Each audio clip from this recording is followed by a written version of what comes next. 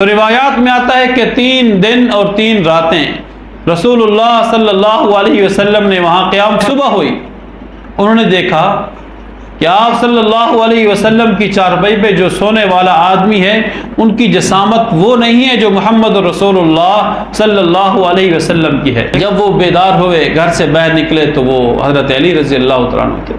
لوگ بڑے حیران و پریشان ہو گئے کہ یہ کیا. تو فوراً ابو جہل حضرت ابوبکر صدیق کے گھر پہنچے. وہاں آپ کی بیٹی حضرت اسما موجود تھی. حضرت اسما سے پوچھا کہ تمہارا باپ کہاں ہے؟ انہوں نے کہا جی مجھے معلوم نہیں، اور اس نے زوردار تھپڑ مارا. چنانچہ ابو جہل وہاں سے نکلا، اپنے اپنے سرداروں کو مختلف علاقوں کی طرف بھیجا.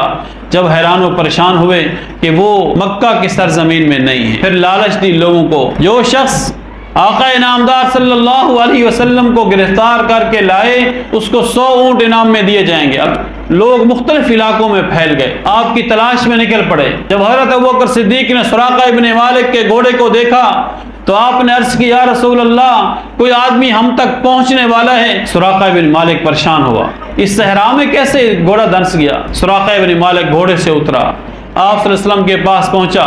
آپ مجھے معاف کر دیجئے اور میں آپ سے وعدہ کرتا ہوں کہ میں آپ کا راز کسی کو نہیں بتاؤں گا. چنانچہ سراقہ ابن مالک نے آپ سے وعدہ کیا اور اس وعدے کو نبھایا.